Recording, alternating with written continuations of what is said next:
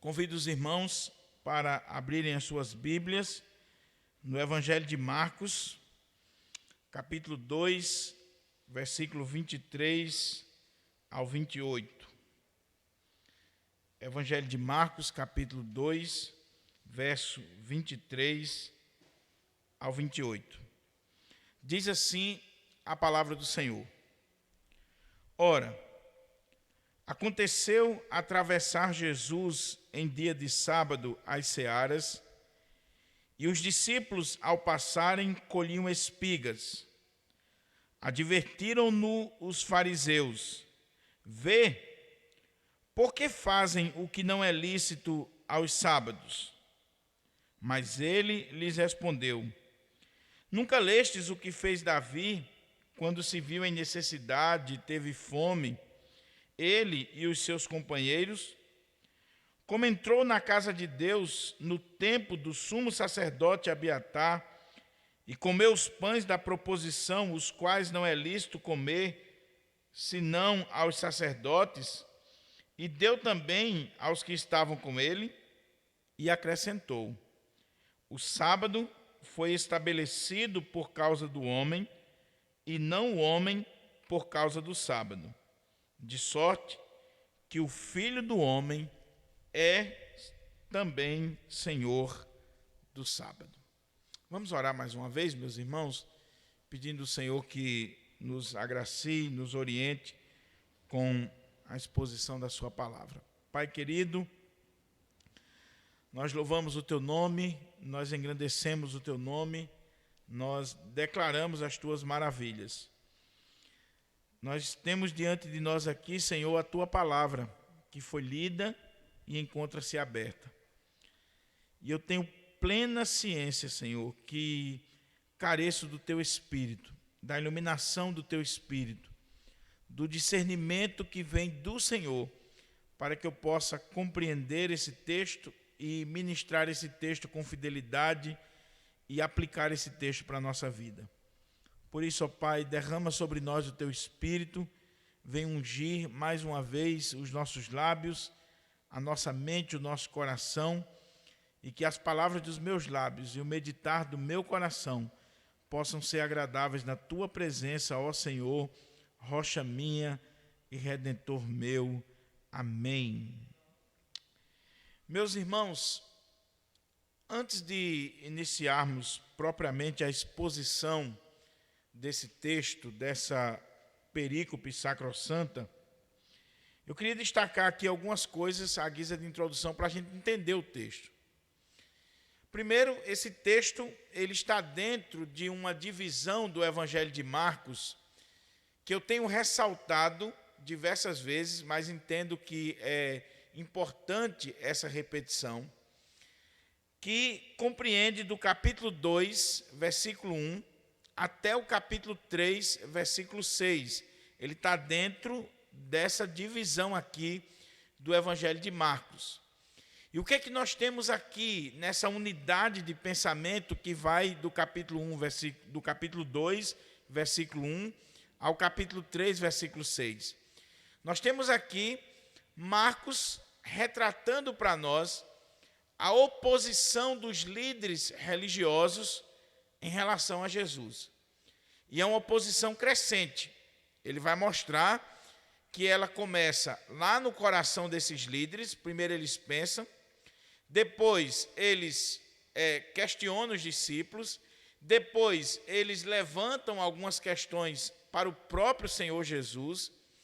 Aqui no texto que nós lemos, eles estão advertindo ao próprio Cristo, agora de forma mais direta, e quando chega no capítulo 3, eles tramam a morte do Senhor Jesus. Eles saem dali, no versículo 6, dizendo: retirando-se os fariseus, do capítulo 3, retirando-se os fariseus, conspiravam logo com os herodianos contra ele em como lhe tirariam a vida. Então Marcos elencou aqui 5 histórias, 5 episódios, para mostrar essa oposição crescente, essa oposição que está cada vez mais crescendo em relação à pessoa do Senhor Jesus.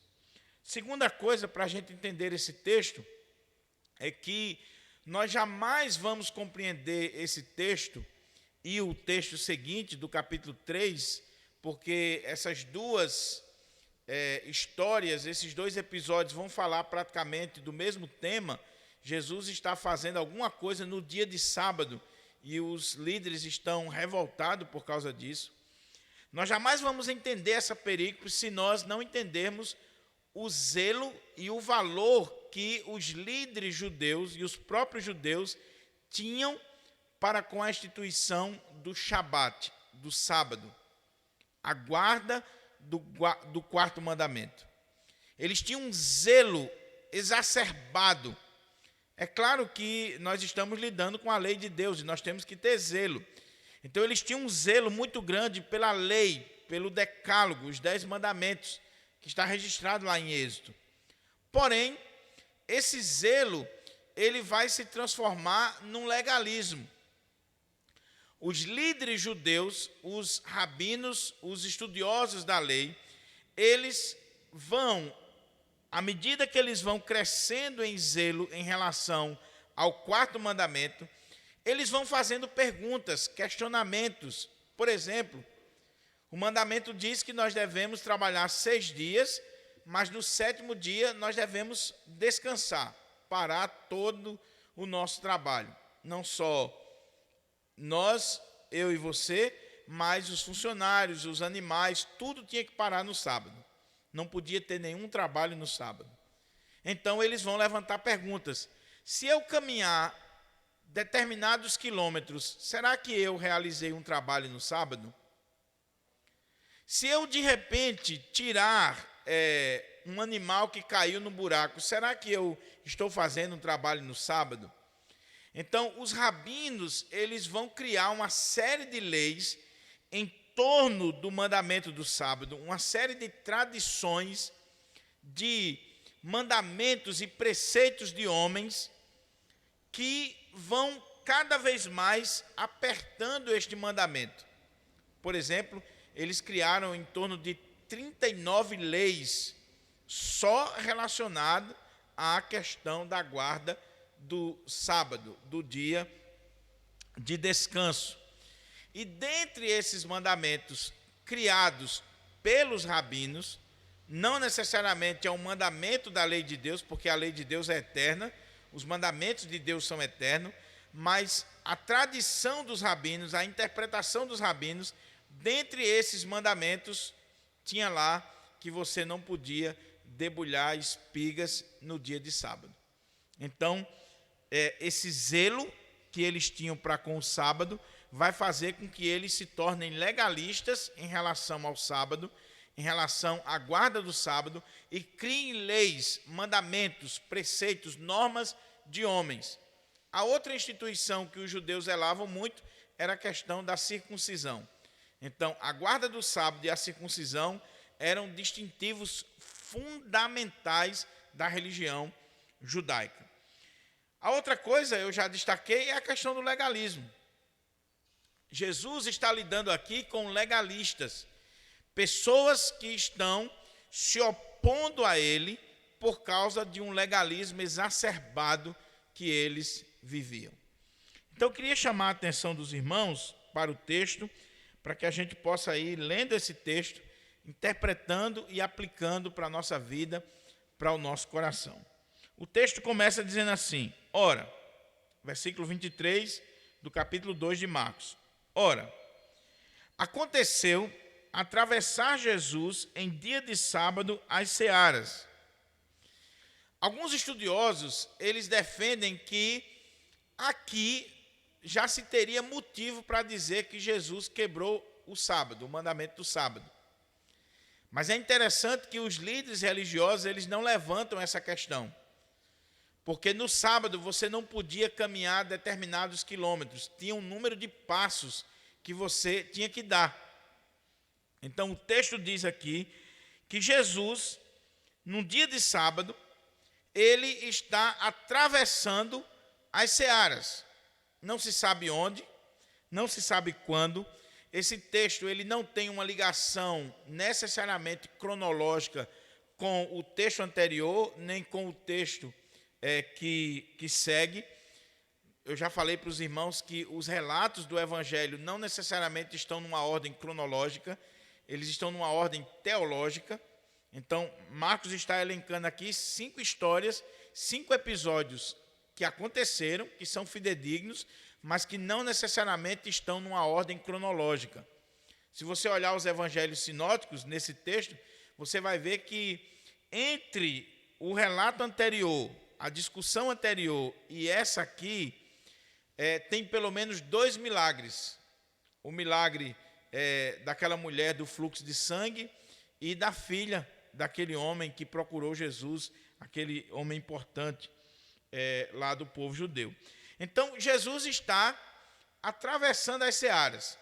Não se sabe o que estava acontecendo aqui. Alguns defendem que Jesus ele estava indo para a sinagoga. No dia de sábado, o judeu ele tem por obrigação e costume, Jesus tinha o costume de ir à sinagoga. Então, Jesus levanta-se cedo com os seus discípulos e eles estão indo para o lugar de culto, o lugar de adoração, o lugar de estudo da lei, que é a sinagoga. E à medida que eles estão caminhando para a sinagoga, eles acordaram muito cedo, não deu tempo de tomar café, não deu tempo de fazer um lanche, alguma coisa. Eles estão caminhando, diz o texto aqui, ora, aconteceu atravessar Jesus em dia de sábado as searas, e os discípulos, ao passarem, colhiam espigas. Mateus e Lucas vão destacar para nós que eles colhiam espigas porque eles estavam com fome.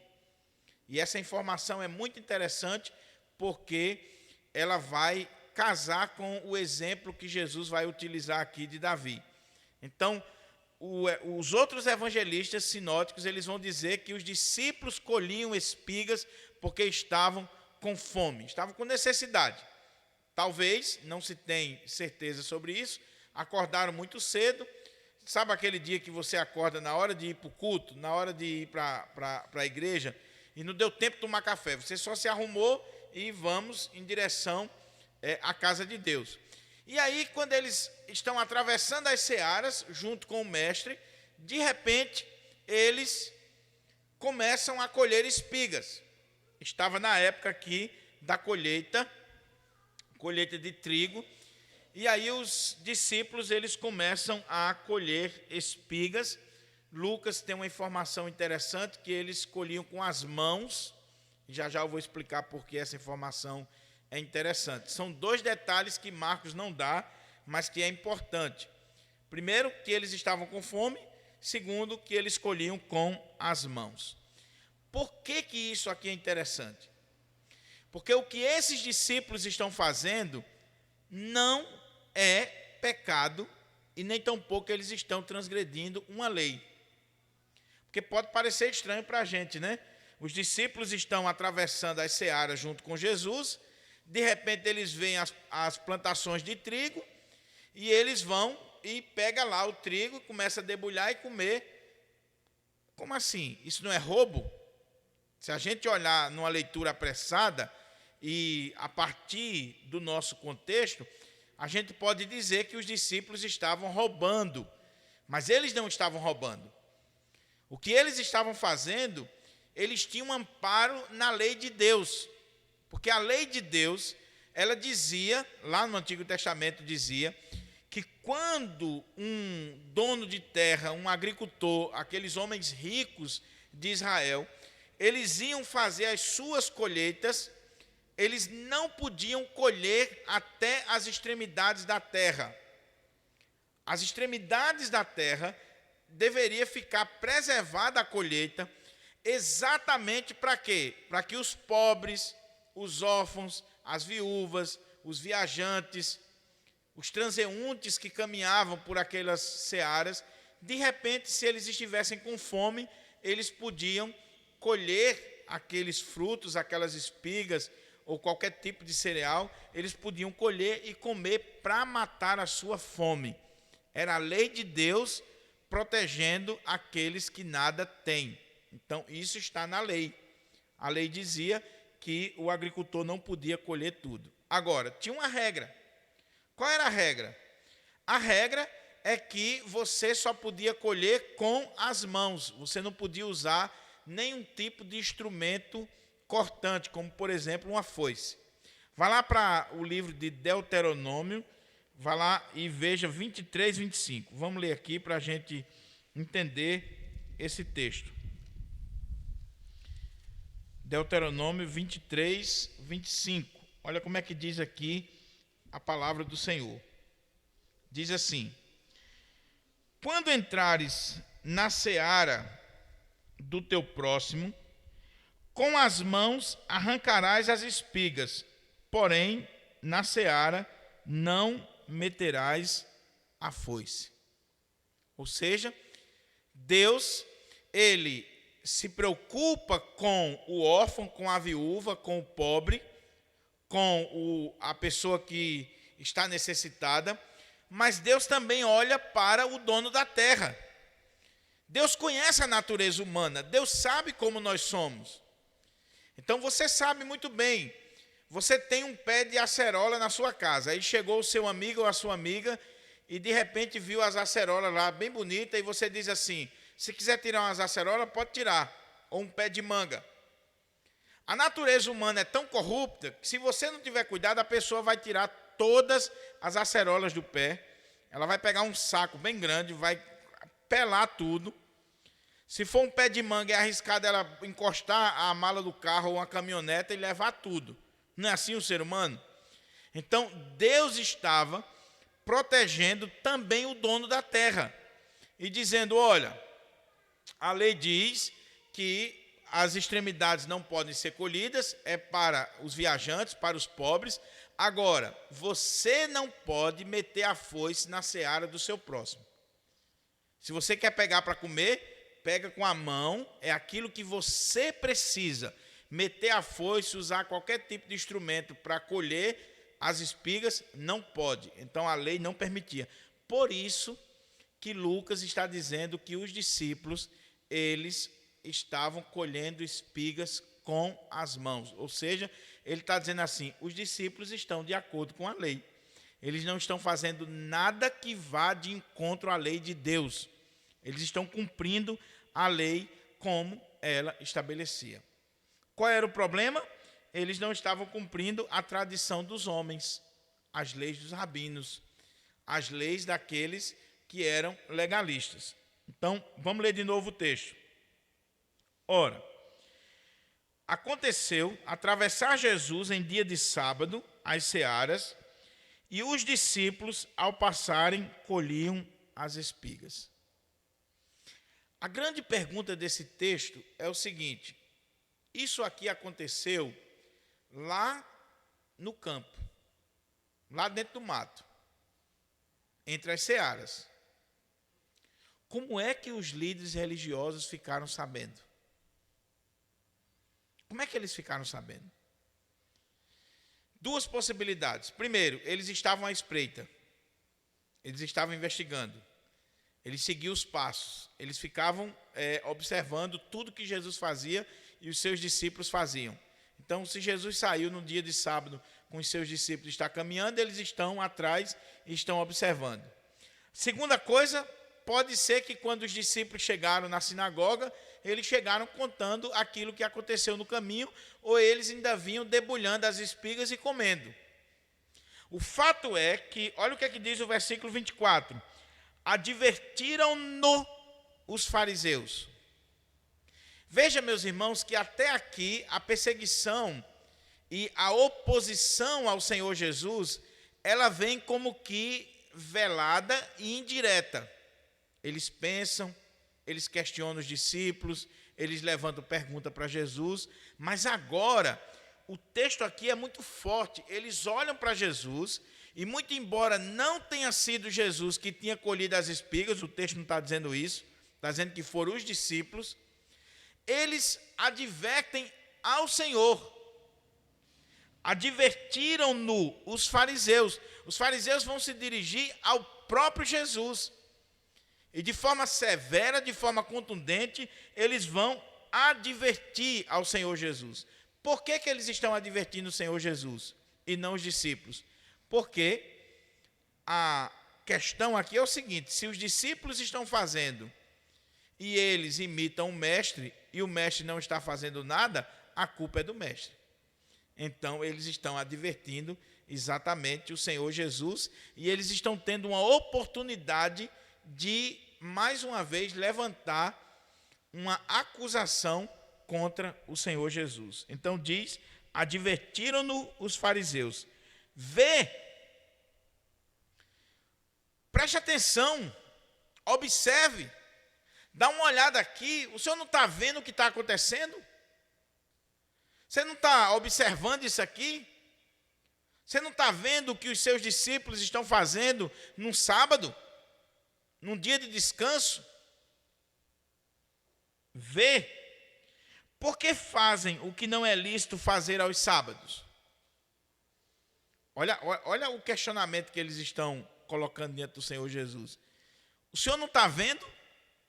O senhor, como um judeu, como um rabino, como alguém instruído na lei, como alguém que está se colocando aí como filho de Deus, como Messias, você não está vendo o que os discípulos estão fazendo? Eles estão fazendo o que não é lícito fazer nos sábados. Eles estão quebrando a lei. Eles estão quebrando os mandamentos de Deus. E o senhor não está prestando atenção nisso? O fato que eles estão levantando aqui é o seguinte: se o Senhor não está vendo, ou se ele está vendo e não está tomando nenhuma atitude, ele não pode ser de Deus.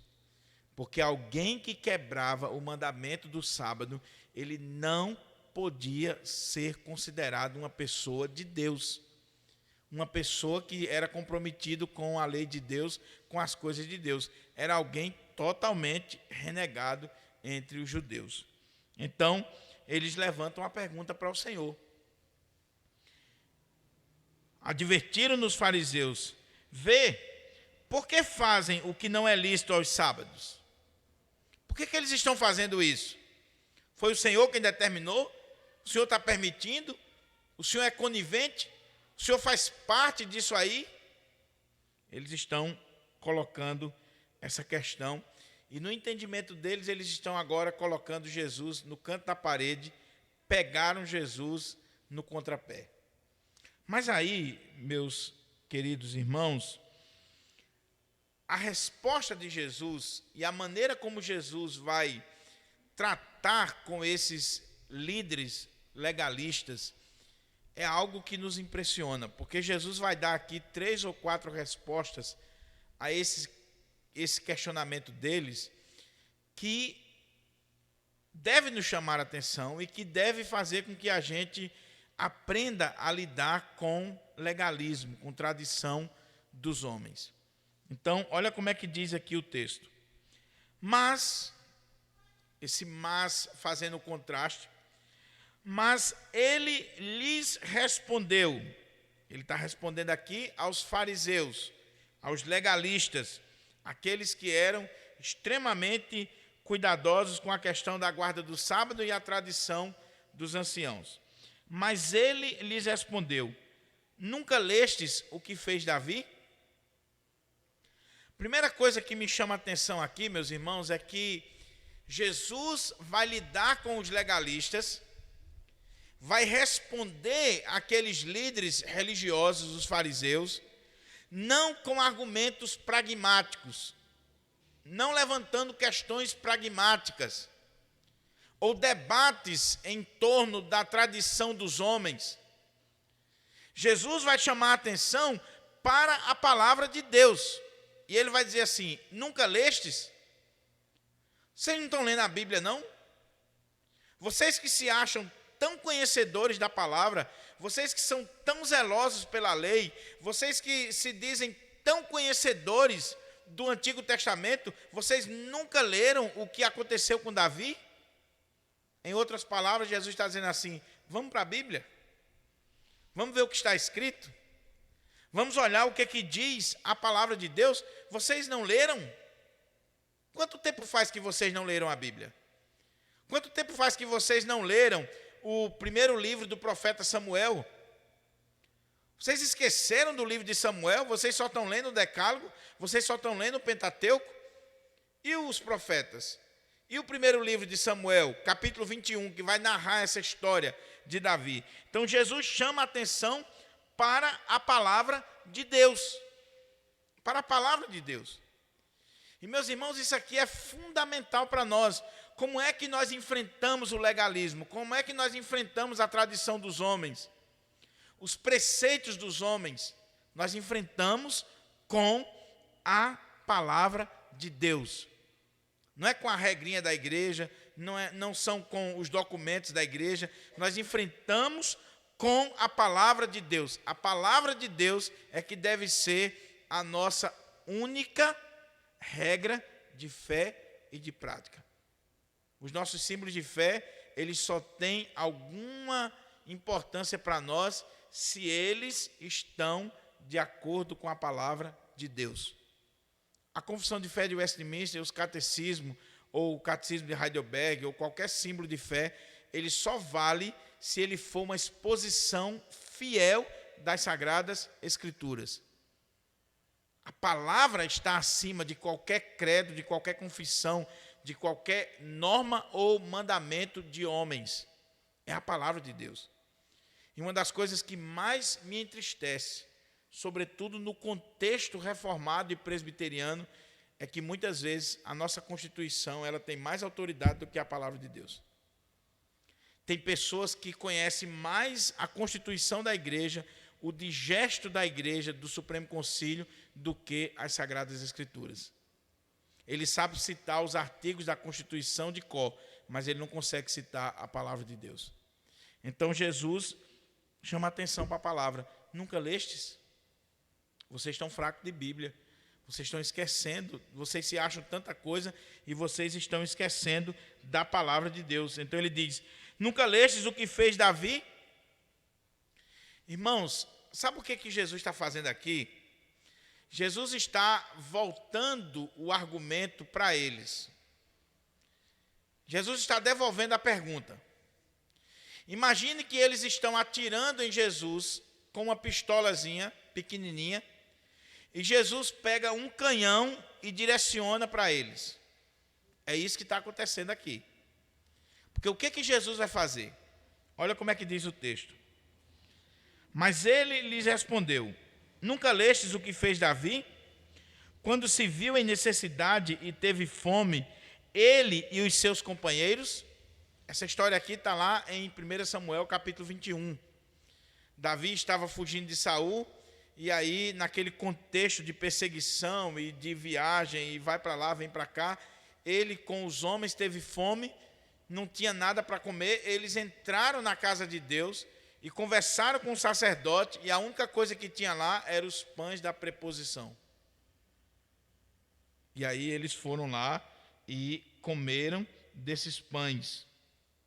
Olha que situação o Senhor coloca agora para aqueles homens.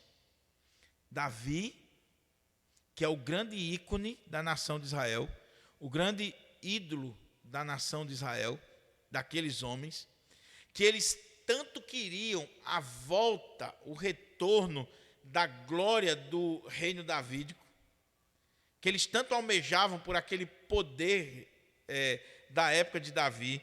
Davi, que é esse herói da nação, Jesus vai pegar e usar esse argumento e dizer assim, vocês nunca leram o que fez Davi quando se viu em necessidade e teve fome, ele e os seus companheiros, como entrou na casa de Deus no tempo do sumo sacerdote Abiatar e comeu os pães da proposição, os quais não é lícito comer, senão aos sacerdotes, e deu também aos que estavam com ele?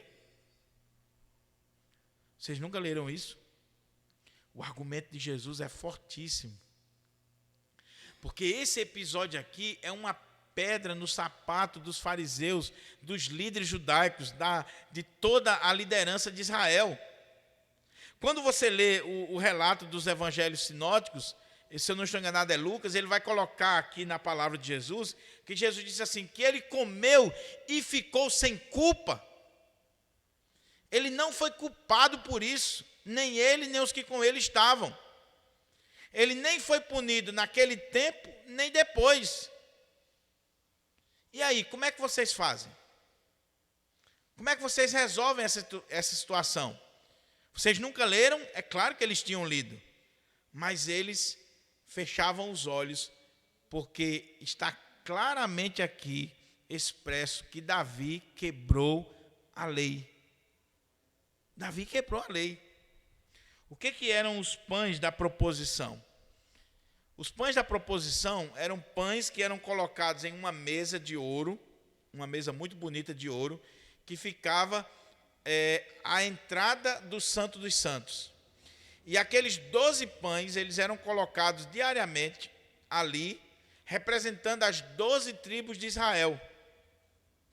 E todo sábado, os sacerdotes, eles renovavam aqueles pães.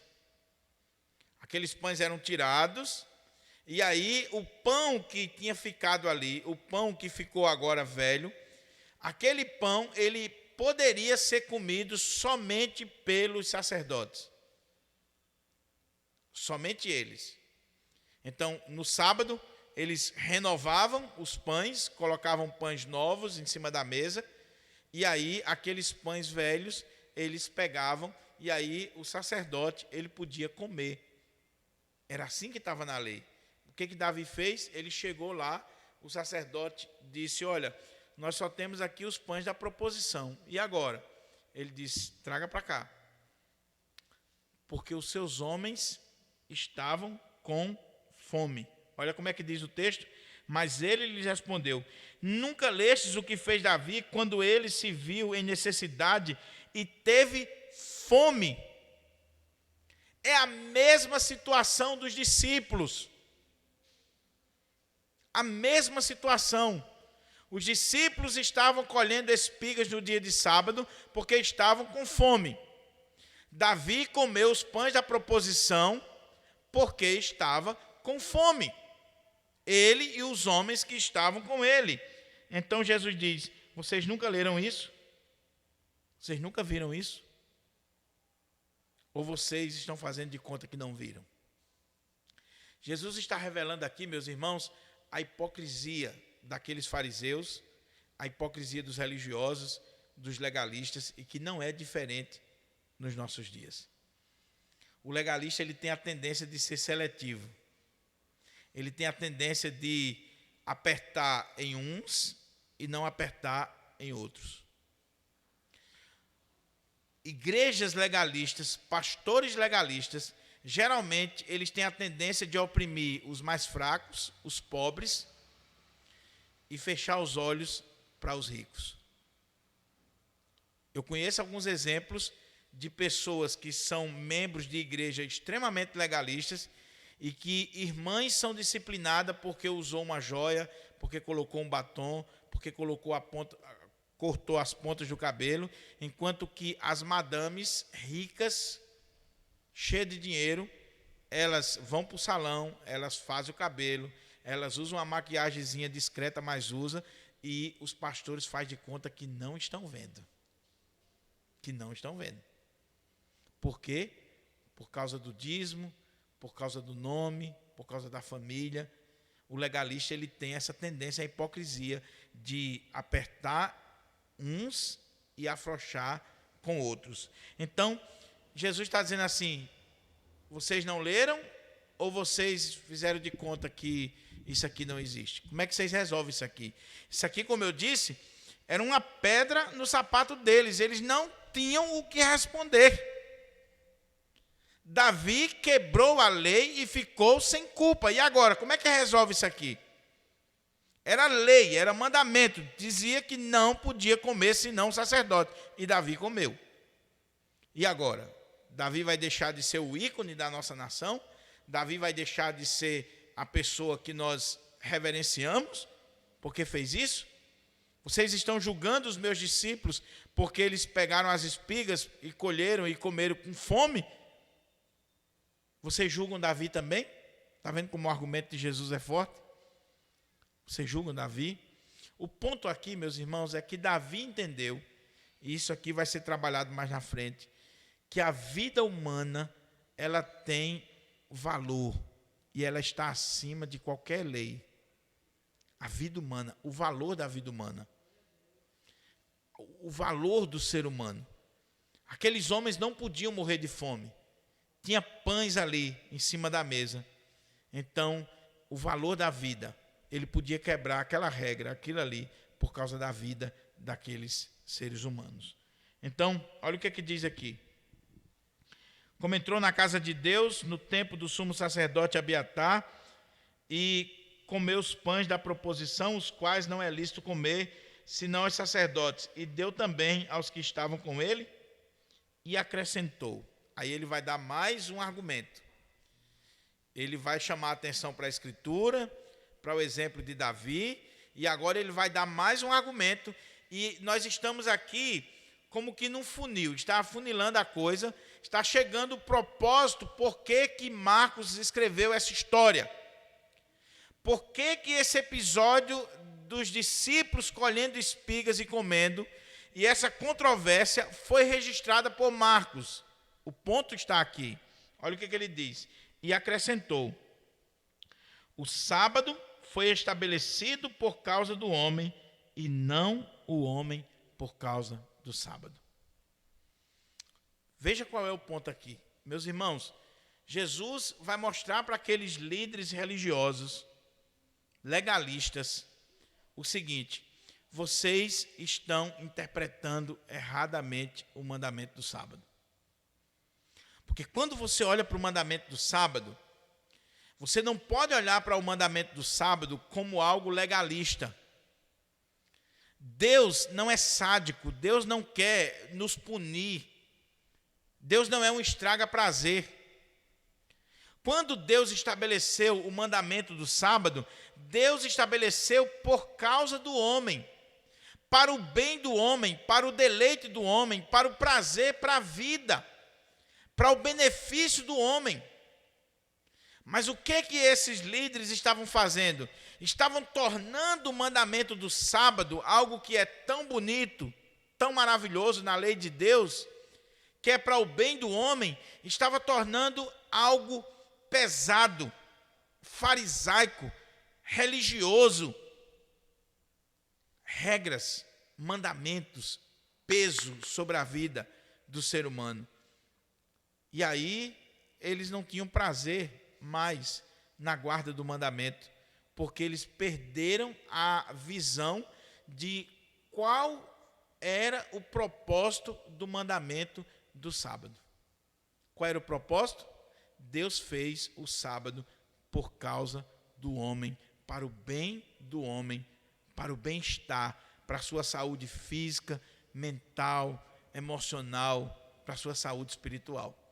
O Senhor disse lá: olha, você vai trabalhar 6 dias. No 7º dia, você para.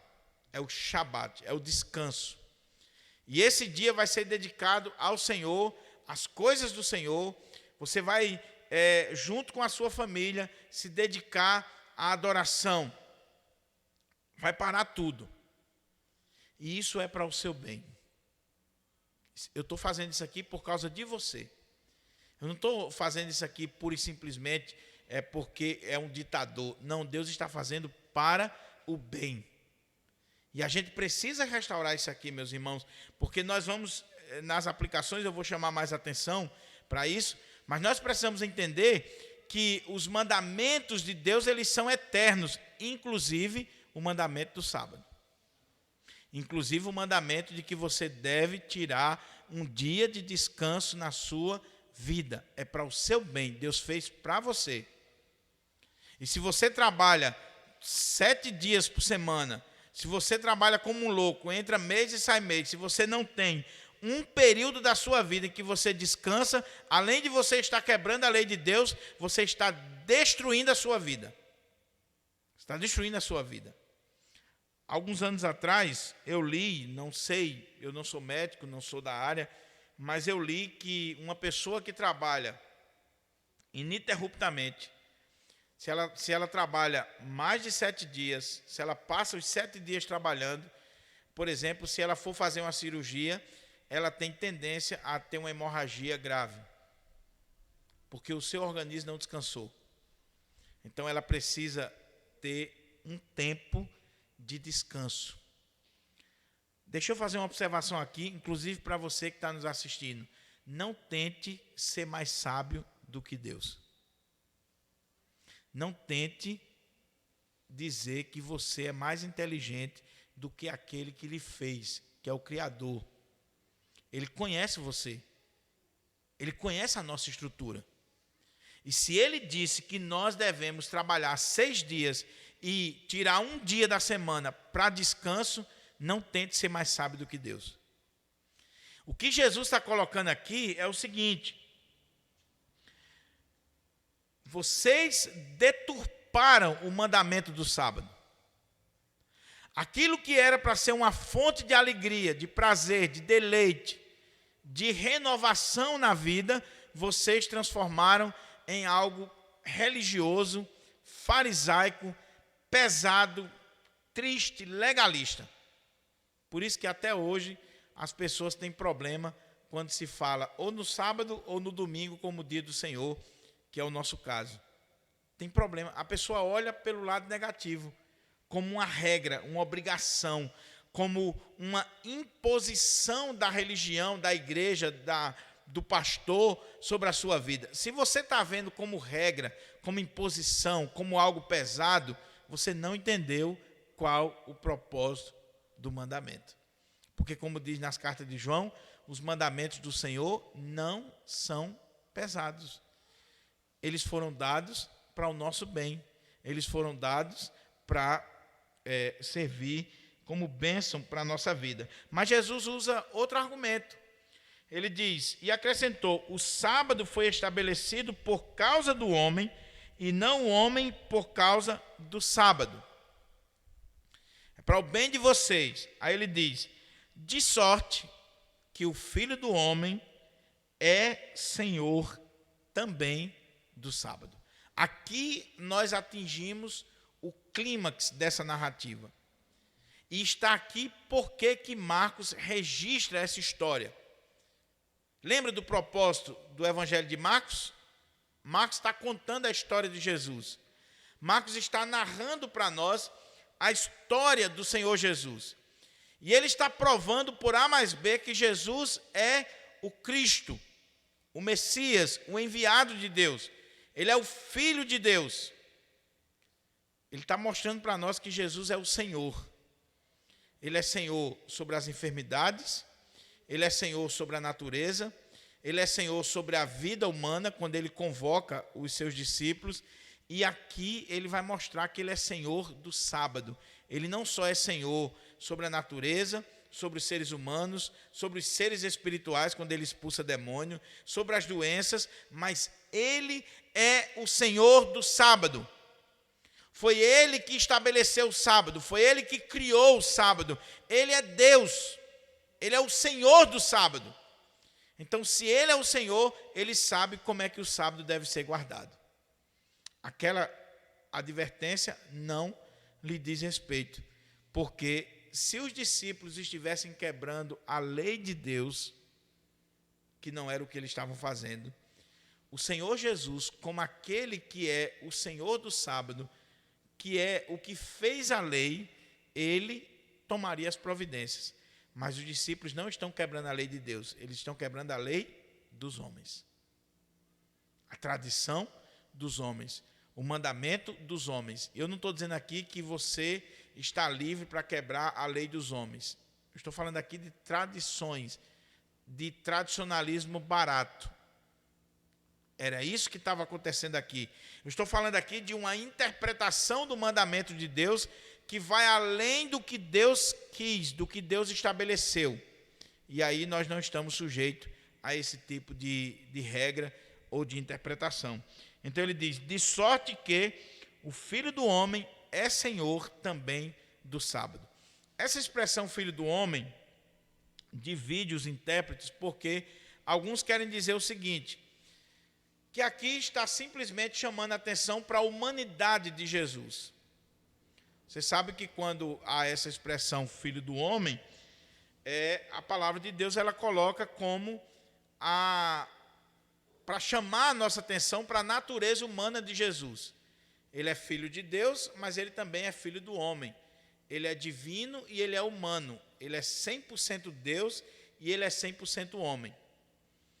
E por que alguns entendem que aqui Jesus estaria fazendo referência a ele como homem?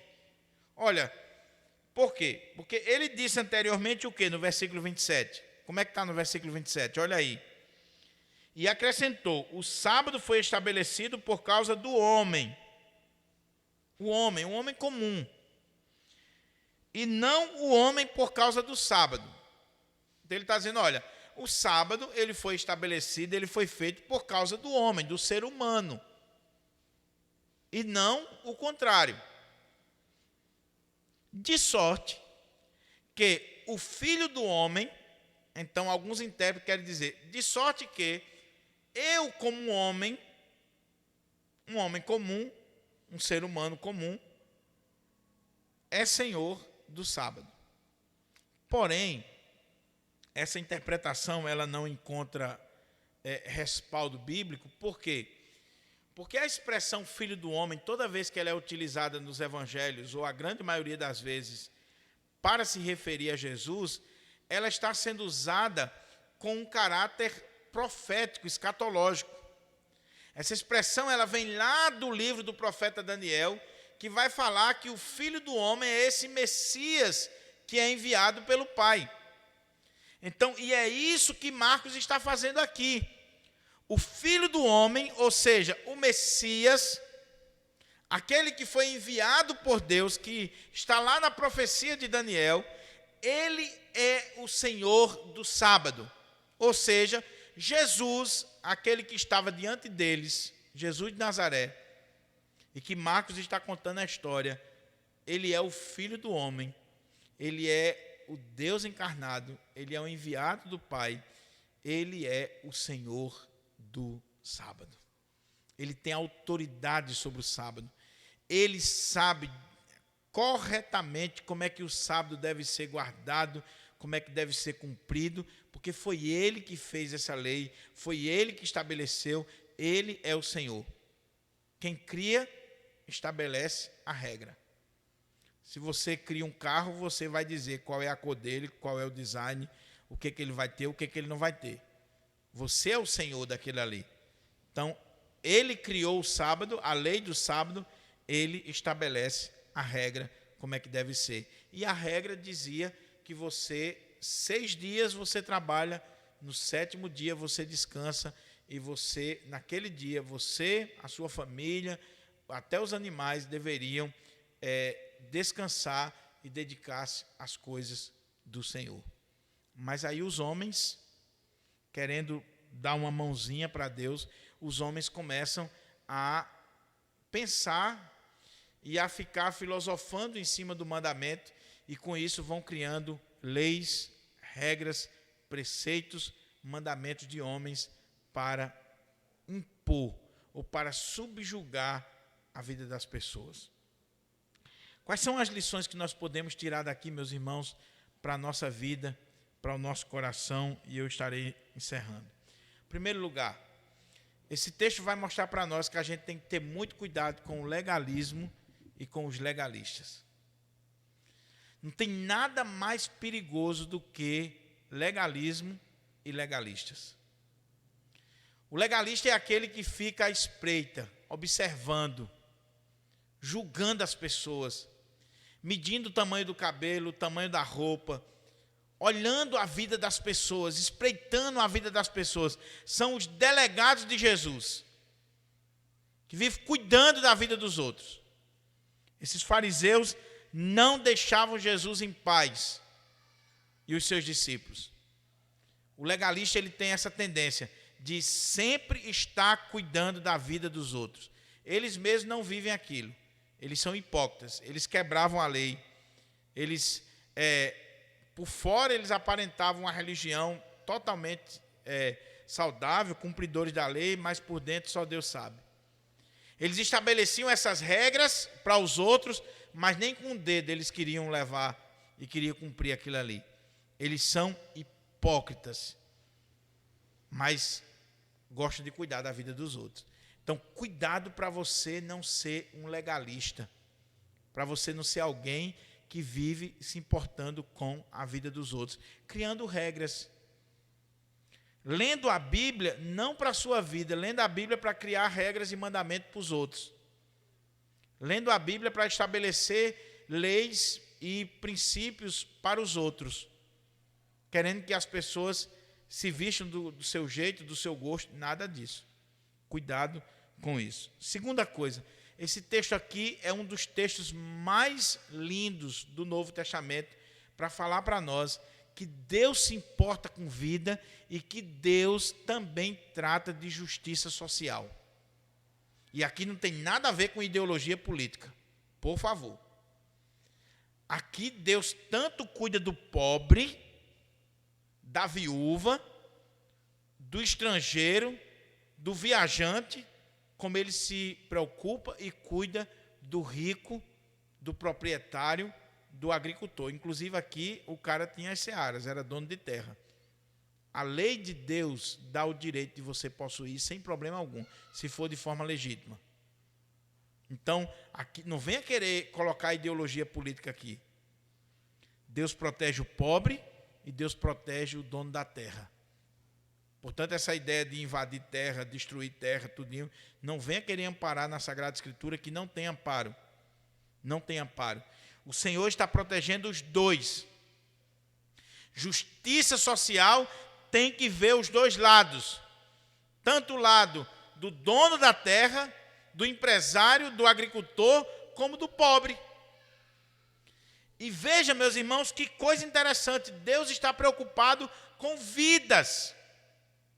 Vidas. O legalista, ele não se preocupa com vidas. Ele se preocupa com normas, com regras, com preceitos, com a constituição da igreja, com o caderninho de normas. Ele não está nem aí com as vidas. Se o cara estava com fome, se vai morrer, se vai sair da igreja, se vai se desviar, como é que tá? Não está nem aí. O legalista, ele não se preocupa com o ser humano. O legalista, ele se preocupa com a lei, com a regra. Cumpriu a regra, você que se dane. O Senhor se preocupa com vidas, a ponto de determinadas leis, quando entra em conflito ético com a questão de uma lei maior, que é a preservação da vida, essas leis caem por terra. Está com fome? Pode comer os pães da proposição. Está com fome? Pode colher espigas no dia de sábado, sem nenhum problema, e comer e estar ali protegendo a sua vida. Mas o legalista, ele não vê assim. Então, a justiça social. Meus irmãos, a gente precisa levantar esse tema aqui, porque o que esse texto está nos ensinando é que nós devemos sim nos preocupar com os pobres. Nós que temos mais, devemos se preocupar com aqueles que têm menos. Imagina um rico em Israel, preste atenção aqui, veja a lógica. Imagina um rico em Israel, de repente eles dissessem assim: não, por que eu não vou fazer a colheita toda? Por quê? Por que eu vou ter que deixar as pontas do terreno tudo sem colher para órfão, viúva? Eu vou perder esse dinheiro, eu vou perder esse lucro. Talvez você diga assim, realmente, se eles pensassem assim, era maldade. Mas eu pergunto, e você? O reformador João Calvino dizia que Deus nos dá recursos com 3 propósitos. 3 propósitos. Sabe por que você recebe um salário todo mês? Sabe por que eu recebo um salário todo mês? Sabe por que nós temos bens da parte do Senhor? Por que Deus nos abençoa? Primeiro, para o seu sustento e o sustento da sua família. É por isso que Deus abre as janelas do céu sobre a sua vida. Segundo, para o bem da obra de Deus. Por isso que você tem que ser um dizimista e um ofertante fiel. E além disso, investir na obra de Deus. A obra de Deus, ela não depende do governo federal, não depende de político A, B ou C, ela depende da fidelidade do povo de Deus. Entender que Deus me abençoou e esses recursos é para o bem da obra de Deus. Mas em terceiro lugar, Calvino dizia, para o bem do próximo. Mas eu pergunto, você colhe todo o seu salário no mês? Qual é a parte do seu salário que você dedica para a sua família, para a obra de Deus e para ajudar alguém? Beleza, para a nossa família, indiscutível, né? Acredito que aqui ninguém tem problema com isso, nem quem está me assistindo. É claro que se for a família, o clã mais próximo. Se for já parente, a gente não liga muito não, pode se torar para lá. Agora, e a igreja? Como é que você lida com isso? Você é aquele dizimista da regrinha dos 10%, que você conta até os centavos e anota no envelope e quer que o tesoureiro dê o visto? E depois que você faz isso, já era, acabou? E o próximo? E quando alguém chega diante de você com uma necessidade, no contexto que nós estamos vivendo hoje, onde pessoas estão sofrendo muito, gente perdendo emprego, gente desesperada, gente sem saber o que fazer, sem comida em casa, o que você faz? Não vou ajudar não, porque eu estou juntando dinheiro para trocar de carro, estou juntando dinheiro para comprar uma casa, estou juntando dinheiro para fazer algo melhor. Meus irmãos, eu não estou jogando peso sobre vocês, eu estou simplesmente levando você a refletir que assim como é difícil para mim e você hoje, era difícil para um agricultor lá em Israel dizer assim, eu não vou colher a terra toda, porque a lei de Deus diz que eu tenho que deixar uma parte para os pobres. Ele estava perdendo dinheiro, não estava? Ele estava perdendo. Então a gente tem que pensar um pouquinho sobre isso. O que eu tenho feito nessa questão social? Eu tenho ajudado alguém? Eu tenho investido em alguém? Eu tenho estendido a mão para alguém? Ou eu simplesmente digo para a pessoa, vá em paz, que o Senhor te abençoe, que o Senhor te guarde, que o Senhor abra as janelas do céu sobre a sua vida, e o Senhor dizendo assim, e o dinheiro que você está no bolso? Ou lá no guarda-roupa ou na conta? Por que você não tira uma parte e paga a luz e a água dela? Por que você está vendo que a pessoa tem necessidade? Por que você não doa isso aqui para ela? Por que você não faz isso? Preste atenção. Veja se você tem agido assim. Meus irmãos, a última vez que eu preguei essa mensagem aqui na igreja, no outro dia eu tive que colocar em prática. No outro dia. Deus me cobrou. Eu estou contando aqui não para a minha glória, eu estou contando aqui, e Deus sabe, porque se eu estiver contando para a minha glória, eu vou ser condenado. Mas no outro dia, Diego, meu filho, a gente estava vendendo o carro da gente, o golzinho que a gente tinha, e a gente ia vender o gol por 6 mil, e um amigo muito querido nosso estava querendo comprar o carro. E aí ele ia dar 2 mil reais e ficar pagando 4 mil como ele pudesse. E ele veio olhar o carro. E aí, à medida que a gente foi conversando, Diego me chamou e disse assim, pai, por que a gente não dá esse carro para fulano? E eu disse assim, Diego, mas eu já tive muita despesa com esse carro. Eu disse, pai, mas eu estou sentindo de Deus. E eu disse assim, puxa vida. E eu já tinha dado esse carro a uma pessoa, e Diego tinha ido lá e comprou de volta, essa pessoa vendeu para ele. A gente já tinha abençoado uma pessoa. E eu disse, eu vou fazer de novo. Vou abrir mão de 4 mil, porque 2 era de Diego e 4 mil era meu. E aí, Diego chegou lá, abriu mão dos 2 mil reais dele, e eu fui lá, abri mão dos 4 mil e demos o carro para o irmão. Sabe por quê? Porque eu sou bom? Não.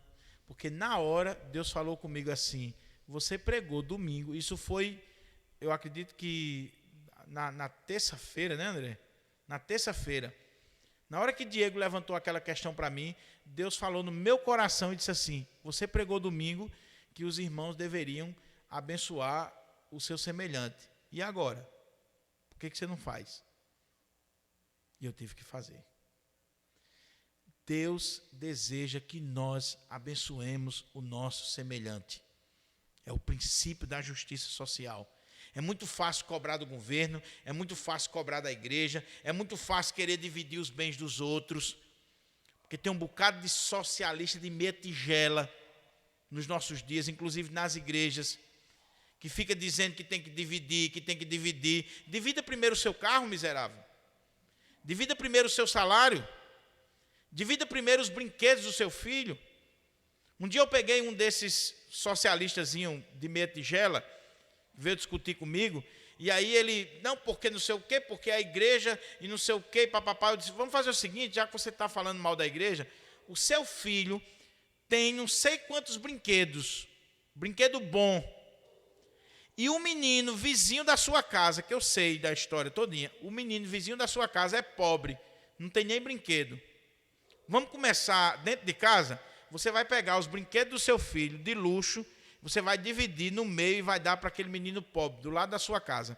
Quando você fizer isso, aí você vai ter moral para vir discutir justiça social comigo ou querer discutir justiça social na igreja.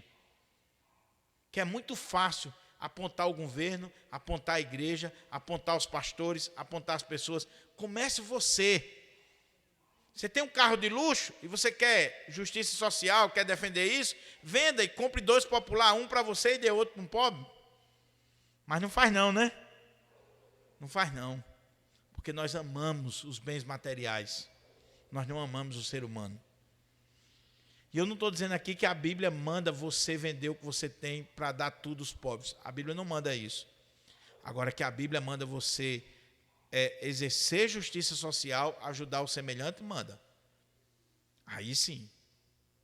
Por último, esse texto está mostrando para nós que Jesus é de fato o Filho do homem, o Senhor, aquele que tem todo o poder, que tem toda a autoridade, aquele que é de fato o Senhor do sábado, aquele que estabeleceu a lei, que criou a lei e que sabe a real interpretação da lei. É esse ponto que Marcos queria chegar, mostrar para nós que Jesus de Nazaré, Jesus que caminhava, que atravessava as searas com os discípulos, não era um homem comum, não era um homem qualquer, era o Senhor dos céus, da terra, o Senhor sobre a natureza, sobre as doenças, sobre as vidas, sobre os demônios, sobre o sábado. Ele é o Senhor supremo e absoluto sobre todas as coisas. É esse Senhor Jesus que nós viemos adorar aqui nesta noite. É esse Senhor Jesus que nós estamos estudando no Evangelho de Marcos. É esse Senhor Jesus que se fez homem, que morreu, que ressuscitou, que subiu ao céu e que um dia virá buscar a sua igreja, a mim e você, para estar eternamente com Ele. A Ele a glória pelos séculos dos séculos. Amém. Vamos orar?